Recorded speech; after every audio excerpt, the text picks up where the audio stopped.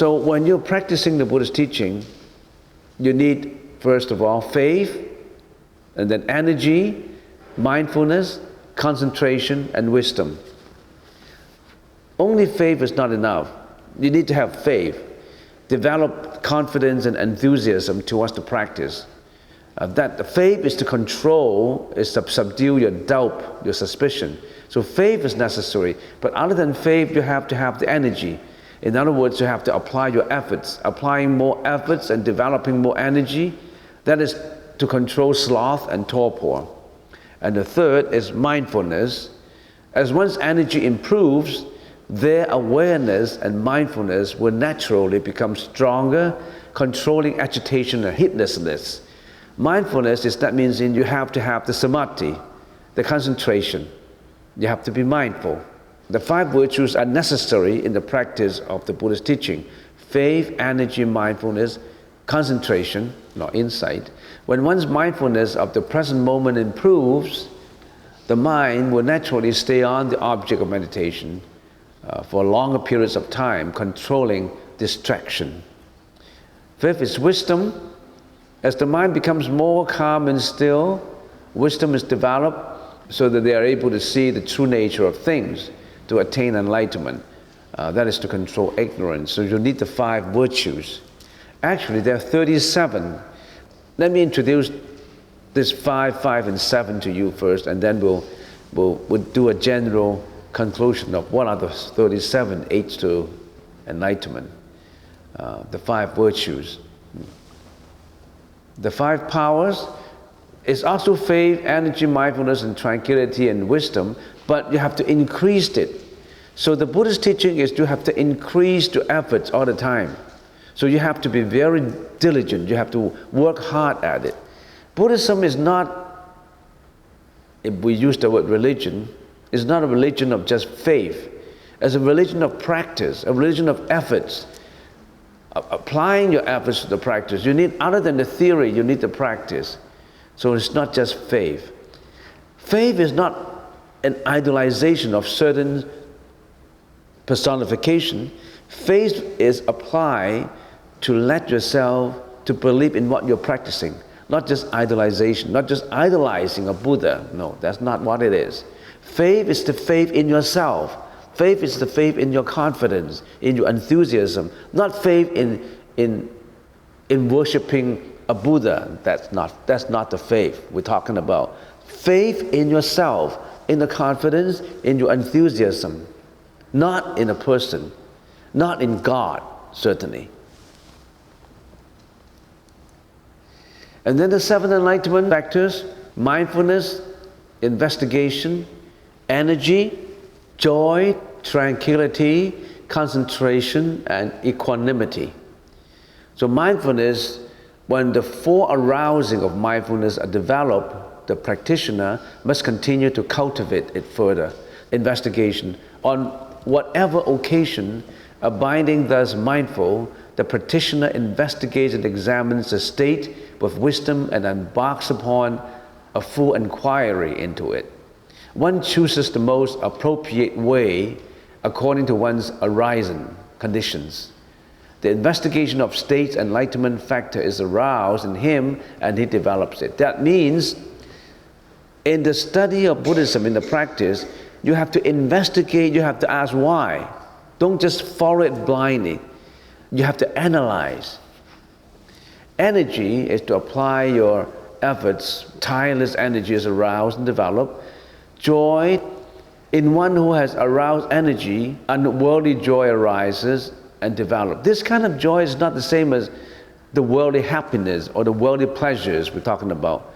Sometimes in your meditation, you have all of a sudden an eruption of joy in you. That kind of joyful is not the sensuous pleasures that you have. It's a special kind of divine or spiritual joy. 5th, tranquility. In one who is joyful, the body and mind becomes tranquil. Our mind is always being led away by outer environments, by objects all the time.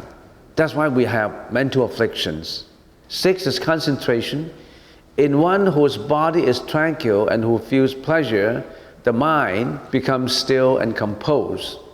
7, equanimity, he closely looks on with equanimity at the mind and thus still and control.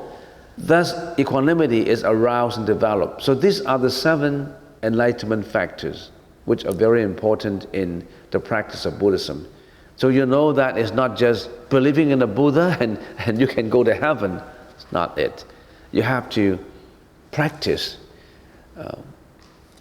You have to make sure that you come to a certain practice that at the time of death, your mind would not be topsy-turvy, we call it. In the Chinese language, it's 颠倒, topsy-turvy. That means the top becomes the bottom and the bottom becomes the top. Your mind is in confusion. Usually when people is on the verge of dying, his mind becomes confused. But if your mind is confused, you have a topsy-turvy mind, you cannot go to the land of bliss. You will roll into samsara and reincarnation. So you have to practice all the time in your concentration in order to chant the Buddha's name. Your mind is not confused and you will be received into the land of bliss. Next. The Eightfold Path, which is just mentioned in the sutra. Right view, right thought, right speech, right action, right livelihood, right efforts, right mindfulness, and right concentration. Right view, the view based on the understanding of the Four Noble Truths, causation, impermanence, karma, and non-individuality of existence, and so on, so that all this view removes our ignorance. You gotta have the right view. Right thought, renunciation of craving, hatred, and ignorance, renunciation of attachment to the 5 skandhas, maintaining thoughts of compassion, and so on. Just to summarize it. And then right view and right thought pertains to prajna, which is wisdom. View and thought comes from wisdom. So the 3 pillars of the Buddhist practice is wisdom, morality, and meditation. You have to have wisdom, the pillar of wisdom, the pillar of morality, and the pillar of meditation to support your practice. So right view and right thought pertain to wisdom, which is in Sanskrit is called prajna. And then right speech, avoidance of lying, cursing, tattletelling, and flatteries, and double-tonguing, right speech. This is people, most of us in our daily life, we don't pay attention to the right speech. So we curse, we lie, we tattletale, we double-tongue, and that creates a lot of bad karma and bad energy. So you gotta have the right speech. Right action, restraint from killing, stealing, and sexual misconduct, which is the misuses of the senses. Right livelihood, avoidance of occupations that are harmful to sentient beings, such as, for example, slaughterer, hunter, dealers in weaponry and narcotics and alcohol. Make sure your occupation are not involved with hurting people, hurting other sentient beings. If you're involved in hunting, you're always hunting and killing animals, or involved in slaughtering, or the kind of occupations that is involved in narcotics and alcohol, in intoxication and bringing harmful effects to the society, that you should watch out. You've got to have the right livelihood. So number 3, 4, and 5, right speech, right action, right livelihood pertains to morality. So in Buddhism, you have to maintain a very high level of morality. 6, right efforts, application of diligence, perseverance, and consistency to all the other 7 Eightfold Paths. And then right mindfulness, ongoing mindfulness of the body, feeling mind and objects of thoughts. Right concentration, developing samadhi and vipassana towards the 4 dhyanas. So right efforts, right mindfulness, and right concentration pertains to meditation, which is dhyana, meditation. So prajna, sila, and dhyana. In the common English is wisdom, morality, and meditation.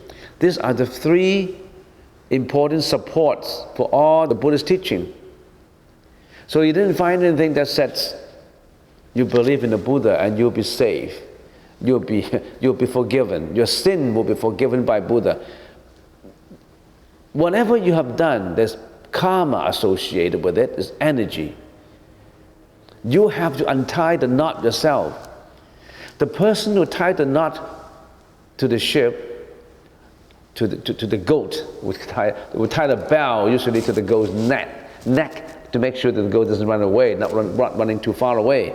So the person who tie the bell with the dead knot to the lamb's neck, the person who tied it, the person who untied it should be that person, not anybody else. So you have to apply all your efforts yourself towards the path of enlightenment. Nobody can walk the path for you. In Buddhism, it's practice. It's about practice and not about blind worshipping. Now, we've been talking about the 37 aids to enlightenment. The whole Theravada school put a lot of emphasis on the 37 aids to enlightenment. The 4 meditations, we already talked about that, the 4 meditation. The 4 right endeavors, the 4 requisites for obtaining supernatural powers. Actually, you don't have to acquire supernatural powers. In the process of practicing meditation, supernatural power is a byproduct of meditation. But your intention should not be, I want natural powers. I want supernatural power. That's why I want to practice meditation. That's not it, because you don't attach to supernatural powers. You don't crave for something. There's nothing to be obtained. If you still have a craving for obtaining something, you are not at it. You have a desire to fulfill, then you're not practicing it right. The 5 spiritual faculties, which is the 5 virtues that we talk about, the 5 spiritual powers, which already talk about that, and the 7 limbs of enlightenment, and the Noble Eightfold Path. So if you add all this together, it becomes the 37 aids, methods to enlightenment. Every one of these, you need a lot of explanation to it. This is the whole picture of the Buddha's study, the Buddha's practice. If you concentrate on every one of these, you're on your way to enlightenment. That this is just a broad, general concept about the forest. You have to get to study every tree, so that it's not just enough to look at the forest. You have to walk the forest, study every tree, every leaf, every root, so that you become enlightened. This is just a general map, a general concept for you. The 4 meditations, which I haven't talked about, is body as impure, feelings as suffering, mental thoughts as changing instantaneously, and phenomena as selfless. So that's just a few lines to describe the 4 meditations. The 4 right endeavors: to get rid of existing evil deeds, to prevent evil deeds from arising, to start wholesome deeds, to develop existing wholesome deeds. In other words, to get rid of the bad evil deeds, not just to getting rid of it, to prevent it from arising. To do wholesome deeds, not just to do it, to develop it further. That's just the keywords. Every one of these lines needs some explanation so that you know exactly what it means. These are the 4 right endeavors. The 4 requisites for achieving dhyana: concentration of desire towards achieving dhyana. Now this desire is different from a sensuous desire. Concentration of desire, this desire is a destination on an object, an objective. You need an objective. This is what I want. This is not craving. This is not a sensuous desire. This is a desire to do for the destination that you want to go to. Setting up a target. Concentration of energy towards achieving dhyana, concentration of investigation towards achieving dhyana, concentration of analysis towards achieving dhyana. So these are the 4 requisites for achieving dhyana. Okay, so we have explained it. So the 37 eights in the sutra, it does not mention the 4 arousings, the 4 requisites for improving meditation. Only about the 5 virtues, the 5 powers, and the 7 enlightenment factors. Okay, so next time we'll continue. In talking on a sutra like this, we can only, because of the limit of time, we can only give you a broad general concept. You can investigate more by getting into Google about this sutra to get more details about it. This is the sutra that talks about if you're not successful in your meditation, to be enlightened at your present life, it's absolutely important that after you pass away from this world, don't go into samsara. Go into that land of bliss where Amitabha Buddha is the professor in there. He'll be teaching you on your way to enlightenment. So that is an expedient method of getting enlightenment.